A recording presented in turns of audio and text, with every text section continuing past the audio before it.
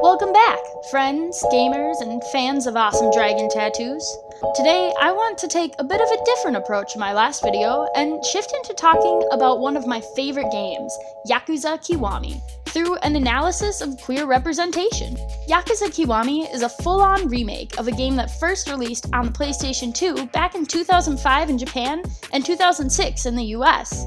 The game follows the story of Yakuza member Kazuma Kiryu on his emotional and epic journey to confront his past, beat up everyone he meets, and reclaim his honor, protecting those he loves from the darker side of organized crime in early 2000s Japan. This is not at all a synopsis or a summary piece. This game has a rich and complex story that deserves to be fully experienced and cannot be parsed out if I want to get to the meat and potatoes of what needs to be discussed in this video. Basically, it's a hero's journey meets crime drama in an over-the-top narrative style, and I just really love everything about the story itself. Please play this game if you haven't, it needs to be cherished. The remake, Yakuza Kiwami, was released in the US in 2017 for the PlayStation 4, and features a lot of added content which was absent from the original, including the more prominent presence of the character Majima, who is more explored and developed in the remake as a character than ever before. This character is much more deeply handled by Himi Notebook, I hope I am saying that right, in her video, a queer analysis of Majima in Yakuza 0 and Kiwami. We will be touching on some aspects of his character in this video, but not nearly to the extent that she goes in dissecting him, so if you enjoy this video, please check out hers as well. Anyway, just because this game has a gripping narrative, tons of well-balanced comedic highlights, some of the best minigames to ever be featured in a video game, a unique open world that is as much of a cultural immersion as it is a set piece for telling the story, no game is without its faults, and no franchise is perfect. I could go on and on about the many great things that this game does well, but that is not the reason I'm here making this video. I wanted to take a dissection into gaming culture and evaluate how queer characters are portrayed within the medium. Gaming being one such medium that allows you to virtually be anyone and do anything, and as such gives an audience the opportunity to experience life in different situations through an endless variety of perspectives. But first, before we start criticizing and analyzing, we need to have some cultural context first, as this game is not only set in Japan, but comes from Japanese developers, which is something to keep in mind as a Japanese audience does not necessarily interpret these characters in the same way that I will as a Westerner in this video. Queer culture in Japan is somewhat hard for me to pinpoint as a Westerner. I took to YouTube and watched lots of street interviews and statements made by Japanese people, both queer and straight, to better understand just how the culture views the LGBTQ+ community. Some of the main ideas I saw repeated in these statements was that most Japanese people really only had experience with queer people on television and in media. They did not really have a lot of examples of people they knew personally, and many of them actually attributed this to the idea that many would just keep it to themselves rather than come out if they were a member of the LGBTQ+ community. There were a lot of interesting insights from these interviews that I will reference later, but for now let's get on with the gameplay because I know that's all anybody really wants to see. Also, keep in mind that the content I reference from these interviews are not reflective of all Japanese people or Japanese society as it exists today. The dates of when the interviews were posted will be displayed along with the quotes, and many of these were shot or taken from the 2000s, so understand that these reflect more about the way society was thinking around and prior to the remaster's release, and not necessarily about how Japanese people feel today. With that out of the way, let's dive in! The most explored queer character, and honestly perhaps one of the most explored queer women in a game that I have ever played, is the character of Rina, a hostess in a cabaret club who is actually a lesbian who just signed up for the job to meet girls. Wait, really? Okay, I see you. That's not to say she doesn't come with her own baggage, however. There is baggage. A lot of gender role and, dare I say, misandrist baggage? Ew. Rina is someone you meet at a cabaret club in the game as part of a sort of dating sim minigame where you answer questions and get to know her in order to move along her story's subplot. The end result being a special reward cutscene, which we're getting there. It's problematic and we're getting to it. Firstly, I do want to give credit where it is due, and that is in the fact that Rina is actually a fairly well-developed character for a side quest and actually gets a lot of things right, in a way. As a queer woman myself, I found a lot of her storyline to be relatable and even, dare I say, progressive. But just as I was really starting to like this character, she would go ahead and say something really just bizarrely misandrist, like, this. And then she just had this sort of weird issue with being, like, pervy? I didn't like it. Okay, who is writing this? Is this what they think lesbians do? But the thing that was saving this character for me was actually her relationship with Kiryu. They were genuinely friends who enjoyed each other's company and wanted the best for each other.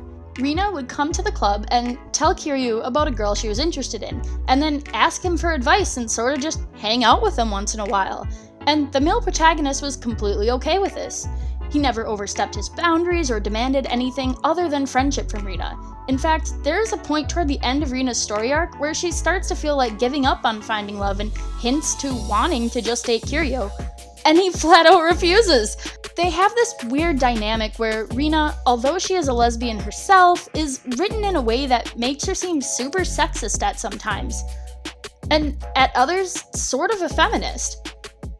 Honestly, I can't decide whether this is the writer's attempt at giving her character more layers, or if this is just lazy dialogue filling, because sometimes she'll say something that directly contradicts her earlier statement. Like, for example, and then say, it's just, what? The climax of her story, however, is where things get a little... So, the final mission of her sub-story begins with some pervy guy trying to get handsy, and you, being the badass ex-Yakuza that you are, coming in and beating the crap out of him. I actually don't have the biggest problem with this, because even though it could be argued that this is a very male savior-esque trope, I think that at this point in the story, they have enough of a friendship built up where you as a player recognize Kiryu is not doing this in order to get some kind of reward for her. He is doing it because he cares. I mean, that's also just the type of guy Kiryu is. He's a big softie, and I love him for it. The real issue is in what happens after this. So here's the scene I had mentioned earlier, where Rina is all sad because girls suck, and now she might want to date Kiryu, but he's all like, don't give up on your dreams, and it's fairly wholesome, but then this is where things just start to fall apart for her character arc. Rina vents to Kiryu about how her date went horribly, and Kiryu is the supportive friend he is, but then you find out that the reason her date was so bad was because the girl she went out with was too butch? So she ditched her? I mean, don't get me wrong, if you have a type, you have a type, but like, don't ditch her. And also, how is she this sexist? Kiryu actually calls her out on her bullshit and kind of helps her open up more to looking at gender in less of a stereotypical way, which is sort of sweet, disregarding the fact that it's the straight guy educating the lesbian on gender role biases. I mean, it can happen, I'm not saying it can't, but it just feels slightly forced to me. I don't know, maybe that's my own bias creeping in. Anywho's, this is the big moment, the final wrap-up to Rina's development as a character within the story, and the final bit of dialogue we get from her is this! And then a short video of this. So, yeah. It's hard to really see this as anything other than a complete dismissal of everything she had going for her as a positive example of authentic representation, when at the end of following her story arc, you are rewarded with whatever the heck this is. And I could even see where someone could push back here. They could say that Rina is bisexual or pansexual or even still considered a lesbian, and that this was just a beautiful moment that happened because she felt she had a deep enough connection with Kiryu and wanted to share a more intimate connection with him as well. I like that argument. I don't think that there is anything wrong with that argument. The problem I have with this scene is more about believability than anything else. So many times in this game, Rina talks about how she is not at all interested in men. She talks about how she views Kiryu as nothing but a friend. She feels grossed out when men try to come on to her, and do I need to repeat that she literally signed up to be a cabaret girl to meet women? So why the 180? Why does her body still need to be the reward for the player after spending all of this time with her? It kind of makes every previous point I was trying to make about her being a refreshing change in queer representation sort of feel just shallow. So what do I think they should have done? I mean, yeah, it's a minigame, and the other hostess arc has a scene like this, and in both cases, you literally earn a trophy for completing the subplot, so wouldn't it be weird if the other girl had this scene and Rina didn't? I agree, it would be weird, this being a video game and all, if at the end of the character sub-story there wasn't some kind of reward. I just don't think that the reward has to be a softcore porn scene of the lesbian character, which ultimately just completely invalidates the fact that she is not interested in Kiryu like that. So what else would it be? Well, maybe it could have been some special fighting move you learn, or special item she gives you that gives you some kind of ridiculous perk in combat or experience boost. My problem with trying to solve this situation is that I do believe it is important for the player to feel rewarded for completing this side quest, and that the reward should be significant. Like I said, it's a game after all. Being rewarded for completion of certain tasks is inherent to the medium, and for me to say that no reward should be given would be to blatantly ignore that, and I think that's just incorrect. I simply want to state that there are other ways to reward a player that don't contradict the story so sharply.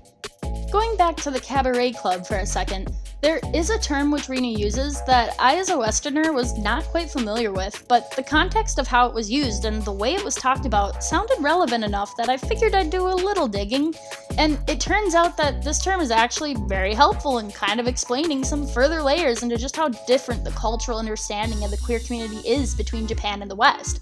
The term used is okama, and when she talks about it, based on context alone, it appears she is referring to a kind of host club, it seems, where the men wear makeup and dress up in order to cater to their audience. I was unsure if this was derogatory or simply descriptive, and as it turns out, okama actually has varied translations that have changed over time and with different contexts. While some definitions of the word liken it to more of a slur against gay men, like the F slur often used in the West, others define it as simply a slang term for drag queens, and one that in many circles has been reclaimed as a label of pride, similar to how the term queer was reclaimed. Speaking of drag queens, it seems like they seem to have an odd relationship with Japanese culture, and especially in the media, largely because of a lack of understanding by the general non-queer public of just what the difference is between drag and someone who is transgender. So let's clear this up real quick for all the viewers who aren't familiar with these terms. Drag refers to a type of art form incorporating dressing up as the opposite gender usually, or even as an exaggerated version of the gender you identify as, for the purpose of performance and expression in front of an audience. Any gender and any sexual orientation can participate in drag, but traditionally it was an underground art form that came from gay men. Transgender, on the other hand, is the term for a person whose gender identity does not line up with the parts they were equipped with at birth. A trans person is not the gender they were labeled when they were born, and there are various degrees and steps to which a trans person may take in order to feel truly themselves, including how they dress, hormone replacement therapy, and even surgery.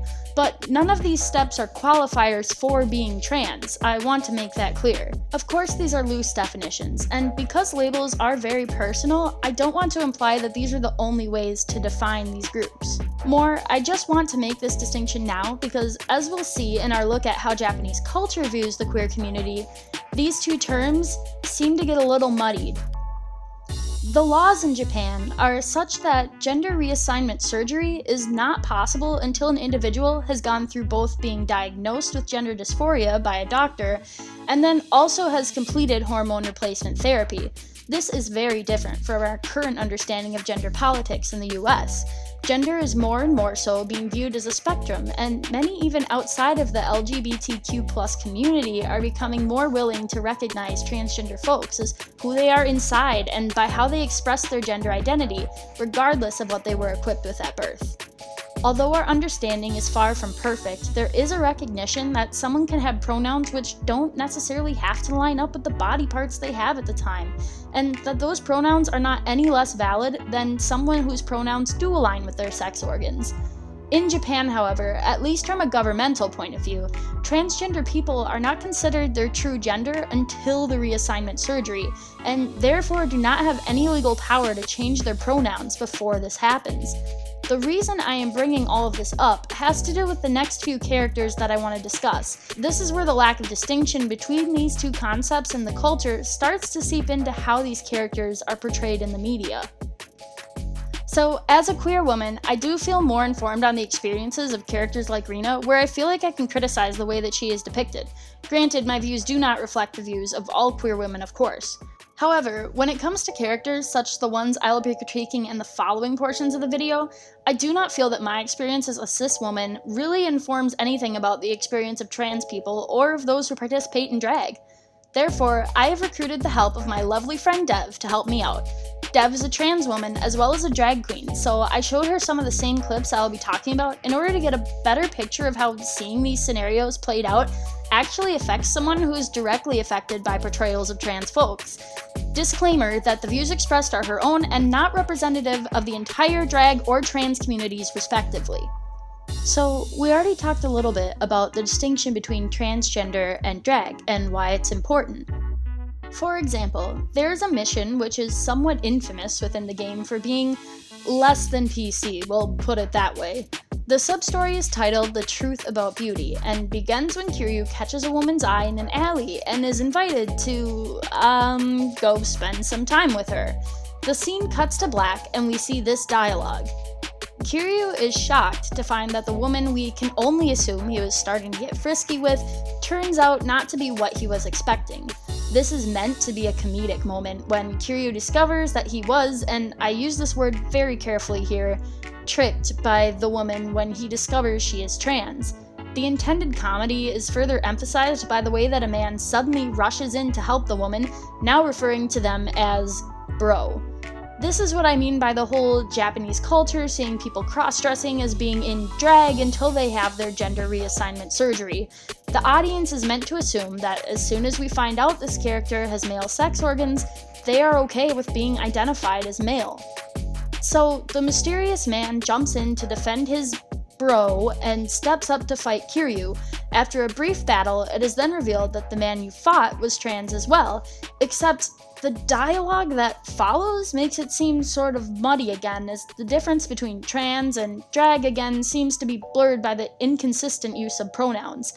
The difference in cultural understanding is again present, but this is also not unique to Japanese culture. In the US, there is still a lot of ignorance surrounding transgender identities and how they differ from drag personas. Here are some of the reactions I got from my friend Dev after showing her these clips in their entirety. Personally, I feel that this portion of the game is an extremely inaccurate representation of what transgender is. She pointed out to me that a lot of trans women are afraid to even approach men because we assume that not only do they know we're transgender right away, but are more than likely not interested in any way, shape, or form. Today's day and age may allow men to flirt with transgender women a tad more freely without judgment, but our lives are still always in danger every time we step out of the house. She goes on to say that our community is constantly viewed in a negative light. Therefore, it's very easy to give people the wrong idea about what beauty trans people add to the world. There's always so much confusion about what trans versus drag is, there's no need to create any more. When asked how the scene could be improved to show better representation, Dev told me that, in order for this to be accurate, correct pronouns would need to be used. The little brother should have been referred to as a woman throughout the entire scene, but instead was addressed as a male as soon as it was discovered that she was transgender, or was choosing to live her life as a woman, even though she was born as a man. Not only are the pronouns incorrect, transgender people already have very little representation as it is, so any negative depiction is extremely harmful to my community. Another big problem with this whole scenario, if you didn't catch it already, is that this subplot has you beating up the duo. Oh yeah, and the text justifies the beatings by saying that Kiryu was scammed. This narrative is not only lazy storytelling and a careless mockery of what is a very vulnerable group of people, but it is also troubling in its reinforcement of a damaging stereotype that is depicting the trans individuals as being manipulative and dangerous, when, in fact, real-life trans folks are more often the victims of violence themselves. Being intimate with a partner is something that is potentially very dangerous for a trans person if their partner is not accepting of their gender identity, and it is depictions like this which are what lead to trans people being viewed as manipulative or invalid and ultimately killed at a disproportionate rate globally. Trans folks are still fighting for their rights today in the US, as many of their basic human rights are being taken away, such as access to healthcare. This is so disappointing that this was kept in the game's 2017 release. It was not okay back in 2006, but the culture was also much further behind in its understanding of queer experiences. In 2017, there are no excuses. There is some other transphobic content that is present in Yakuza 3 that was removed in the remaster, so the company is making progress, but I don't think that I can emphasize just how dangerous having something like this still present in media is, especially media that resonates with audiences across the globe. The developers really had a chance to make progress here and get more creative, but unfortunately, this tired out scenario and dialogue was still left in the game as is. This brings us to the final example we'll be discussing in the game, a character who spends the entirety of the game attempting to instigate fights with you in order to test and build up your strength, and who goes to extreme methods in order to do so, from masquerading as a cop and attempting to search you for weapons, to jumping in on minigames, to faking a zombie apocalypse. Most of these encounters are harmless and in all honesty hilarious and a blast to play. The encounter that bears mentioning, however, is your encounter with Goromi. Remember that hostess club we met Rina at? Yeah, well, there is another subplot where Kiryu can actually end up being treated to a date with Majima's drag persona for the night. Now, for anyone familiar with the character, this is classic, over-the-top, flamboyant Majima antics, and the intention behind this scene is first and foremost comedic. Himi Notebook argues in her video that what makes this meeting more than simply comedic mockery is the way that the character dynamic actually shifts during this meeting. The tone is clearly meant to be comedic, yet at the same time, there's more to be said here, and one could argue that Goromi is not simply another disguise that Majima has up his sleeve, but is rather a real part of his character and just another aspect of Majima that he is attempting to share with Kiryu to gauge his reaction, almost in a coming-out-like way. Himi Notebook addresses this situation in her video essay on Majima and his character arc, so I'm going to again direct you to her content in order to grasp why this is so monumental character-wise, because she has already said this before. What I do want to make a note of here, however, is that similar to the earlier mentions of Okama, drag personas are a common trope in Japanese media and are often used for cheap laughs. See this example of gay men at a pride parade in Japan commenting on this very problem.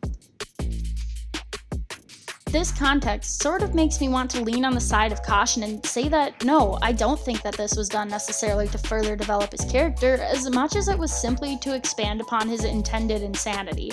Majima is the comedic relief of the game, and I don't think that the scene was intended to treat his character any differently.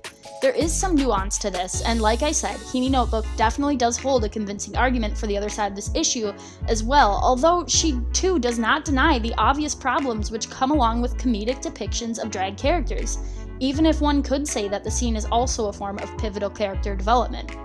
I reached out to Dev again for this scenario for comment, and this was her reaction to the clips I sent her of the date. Personally, as a transgender woman and drag performer, I'm rather deeply offended. Our art and culture is not to be made a joke of by straight and cisgender people. I asked Dev about how harmful she felt this depiction was and if she thought there was humor to be found in the scene. She replied, "I'd be lying if I say I didn't chuckle a little bit, but ultimately this character was a joke that was not tailored to me or my community, but rather to people who enjoy making a joke out of my community. Many other drag queens and trans women would find this character to be rather offensive." Dev states that, "In my opinion, this character gives a poor representation to what drag is. Drag is meant to be a creative art form. Some could debate that drag is about evoking a feeling in somebody, good or bad, which in definition could make this character accurate. However, as somebody who has spent time in the drag scene and also observed from an outsider's perspective, drag has evolved into a performance art that spreads joy and happiness, that allows people to forget about their troubles and worries in life, to live in the present moment.